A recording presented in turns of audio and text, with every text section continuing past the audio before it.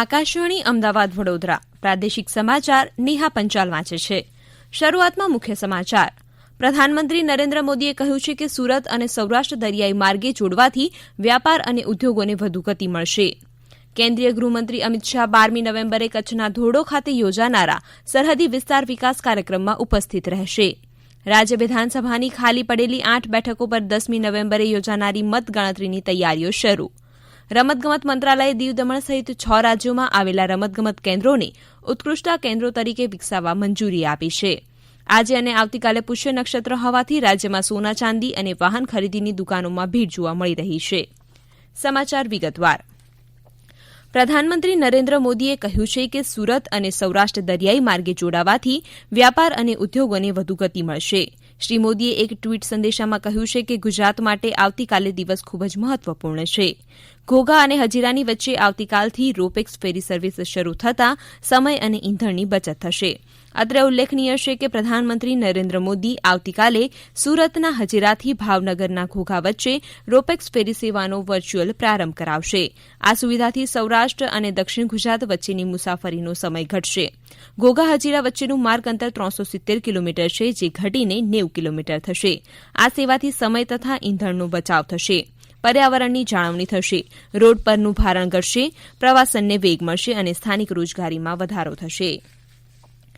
કેન્દ્રીય ગૃહમંત્રી શ્રી અમિત શાહ 12મી નવેમ્બરે કચ્છના ધોરડો ખાતે યોજાનાર સરહદી વિસ્તાર વિકાસ કાર્યક્રમ સંમેલનમાં ઉપસ્થિત રહેશે. તેમની સાથે કેન્દ્રીય ગ્રામીણ વિકાસ મંત્રી તેમજ મુખ્યમંત્રી વિજય રૂપાણી હાજર રહેશે. અમારા સંવાદદાતા જગદીશ પાટડિયાએ જણાવ્યું છે કે કેન્દ્રીય ગૃહમંત્રી શ્રી અમિત શાહ કચ્છ સરહદની મુલાકાત પણ લેશે. ત્યારબાદ ધોરડો ખાતે સરહદી ગામોના સરપંચો સાથે સંવાદ કરશે. રાજ્ય વિધાનસભાની ખાલી પડેલી 8 બેઠકોની મતગણતરી 10મી નવેમ્બરે યોજાનારી છે. ત્યારે તમામ બેઠકોએ ચૂંટણી તંત્રએ મતગણતરી તૈયારીઓ શરૂ કરી દીધી છે. કોરોના મહામારીને ધ્યાનમાં રાખીને ખાસ તકેદારી રાખવામાં આવશે. મોરબી બેઠકના ચૂંટણી અધિકારી શ્રી દેવેન્દ્રસિંહ ઝાલાએ જણાવ્યું છે કે મતદાતાની જેમ જ મતગણતરીના દિવસે પણ સોશિયલ ડિસ્ટન્સ જળવાય તેની પૂરી તકેદારી રાખવામાં આવશે. રીતે 14 ટેબલોનું કાઉન્ટિંગ હોલ એક હોય છે, જ્યારે આ વખતે 6 કાઉન્ટિંગ ટેબલોના 2 અલગ અલગ બિલ્ડિંગમાં 2 હોલથી મતગણતરી શરૂ કરવામાં આવશે. એ બ્લોકમાં 6 ટેબલ છે અને બીજું બિલ્ડિંગ છે બી બ્લોકનું, એમાં પણ 6 કાઉન્ટિંગ ટેબલો છે. આમ કુલ 12 ટેબલો ઉપર કાઉન્ટિંગ કરવામાં આવશે, જેથી સોશિયલ ડિસ્ટન્સ પણ જળવાઈ રહે અને લોકો એક જગ્યાએ એકત્રિત ન થાય.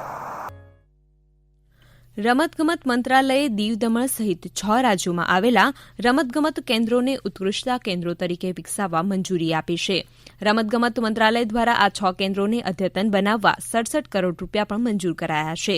મંત્રાલયના જણાવ્યા મુજબ દેશમાં ઓલિમ્પિક સ્તરની પ્રતિભાઓને ઓળખવા અને તેમને તાલીમ આપવા આગામી 4 વર્ષ સુધી આર્થિક સહાય અપાશે.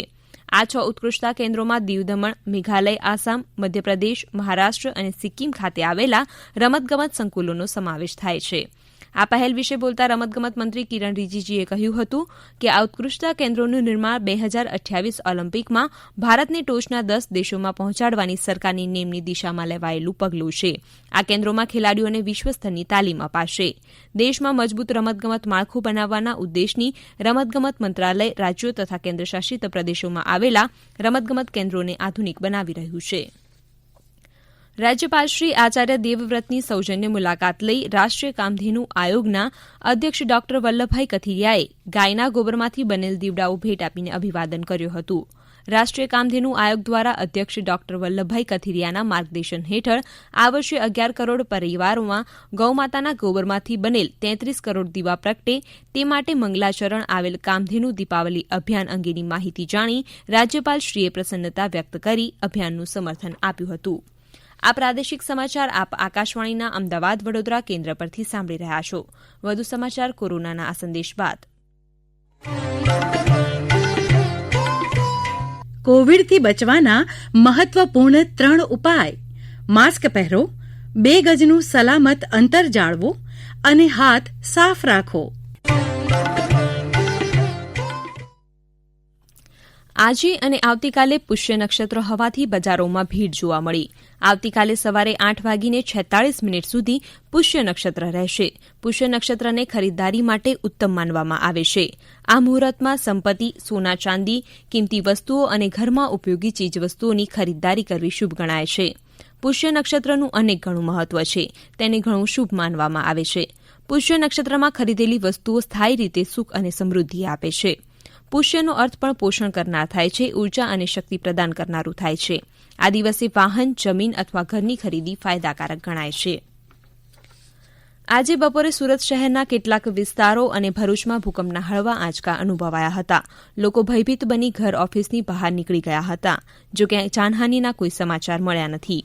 સુરત શહેરના અડાજણ, પાલ, જહાંગીરપુરા, કતારગામ, પાંડેસરા, ઉધના, સિટીલાઇટ, વેસુ સહિતના વિસ્તારોમાં આજે બપોરે 3:30 વાગ્યાની આસપાસ ભૂકંપના ભારે આંચકા અનુભવાયા હતા.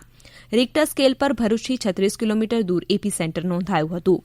ભરૂચમાં પણ ધરતીકંપના 2 આંચકા અનુભવાયા. ભૂકંપની તીવ્રતા 4.3 નોંધાઈ હતી. ભૂકંપનું કેન્દ્રબિંદુ નેત્રંગ તાલુકાના મોટા માલપુર ખાતે નોંધાયું હતું. ગોધરા, હાલોલ સહિત જિલ્લાના કેટલાક વિસ્તારોમાં પણ 3 વાગ્યાની આસપાસ ભૂકંપનો આંચકો અનુભવાયો હતો. ભરૂચમાં ધરતીકંપના આંચકાને કારણે સ્ટેચ્યુ ઓફ યુનિટી અને સરદાર સરોવર બંધ સંપૂર્ણ સલામત છે. બપોરના સમયે અનુભવાયેલા ભૂકંપના આંચકા નવસારીના એપાર્ટમેન્ટમાં રહેતા લોકોએ પણ અનુભવાયા હતા. તો કેટલાક સ્થળે લોકો એપાર્ટમેન્ટની બહાર દોડી આવ્યા હતા. જોકે ભૂકંપના કારણે કોઈ નુકસાન થયાના અહેવાલ સામે આવ્યા નથી. દ્વારકાના મીઠાપુર સ્થિત ટાટા કેમિકલ્સમાંના કોલસાના ગોડાઉનમાં આગ લાગી. જોકે જાનહાનિના કોઈ સમાચાર નથી. બીજી બાજુ જામનગર જિલ્લાના કાલાવડ તાલુકાના જામવાડી વિસ્તારમાં ભીષણ આગ લાગી હતી.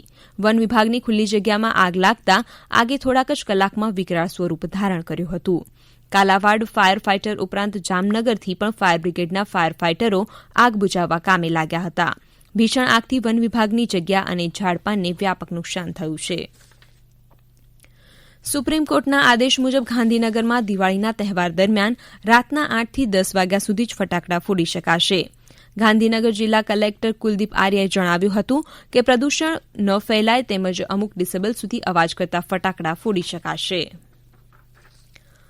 રાજ્યમાં કોરોનાના કેસો નોંધાવાનું યથાવત રહ્યું. વિવિધ જિલ્લાના પ્રતિનિધિઓએ માહિતી આપી તે મુજબ તાપી જિલ્લામાં કોરોનાના આજે 3 નવા કેસ નોંધાતા કુલ એક્ટિવ કેસોની સંખ્યા 20 થઈ છે.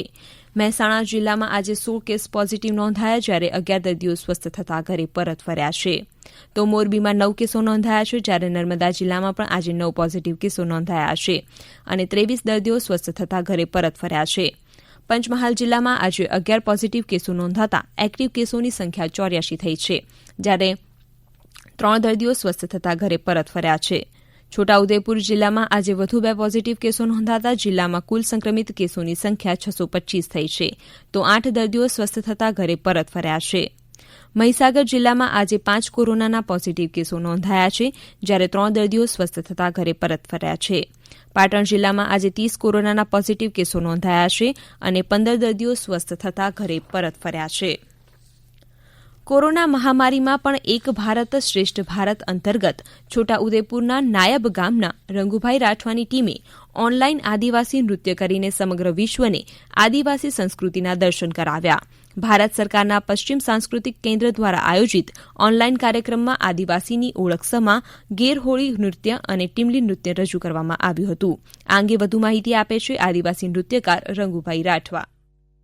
પશ્ચિમ ક્ષેત્ર સાંસ્કૃતિક કેન્દ્ર ઉદયપુરના એક ભારત શ્રેષ્ઠ ભારતના કાર્યક્રમથી અમને જે કાર્યક્રમ કરવાનો સંદેશો મળ્યો, જે કાર્યક્રમ થકી અમે અમારા ગામમાં જ ઘર બેઠા કલાકારોને રોટી મળી રહે અને અમારું જે આ નૃત્ય જે છોટાઉદેપુરના રાઠવા સમાજનું જે આ પ્રસિદ્ધ હોળી નૃત્ય ગેર નૃત્ય જે પ્રોગ્રામ કરવાનો અમને લહાવો મળ્યો. કલાકારો જે કાર્યક્રમથી ખૂબ જ સંતુષ્ટ છે, ખુશ છે અને અમારી સંસ્કૃતિ ઘર બેઠા આ મહામારીના કારણોસર પણ અમારી સંસ્કૃતિનો દેશમાં વિદેશમાં પ્રસિદ્ધ થાય, જે અમે જે પ્રોગ્રામ કર્યો એનાથી અમે ગૌરવ અનુભવીએ છીએ. અંતમાં મુખ્ય સમાચાર ફરી એકવાર. પ્રધાનમંત્રી નરેન્દ્ર મોદીએ કહ્યું છે કે સુરત અને સૌરાષ્ટ્ર દરિયાઈ માર્ગે જોડવાથી વ્યાપાર અને ઉદ્યોગોને વધુ ગતિ મળશે. આજે અને આવતીકાલે પુષ્ય નક્ષત્ર હોવાથી રાજ્યમાં સોના ચાંદી અને વાહન ખરીદીની દુકાનોમાં ભીડ જોવા મળી રહી છે. આકાશવાણી અમદાવાદ વડોદરા કેન્દ્ર પરથી સમાચાર પૂરા થયા.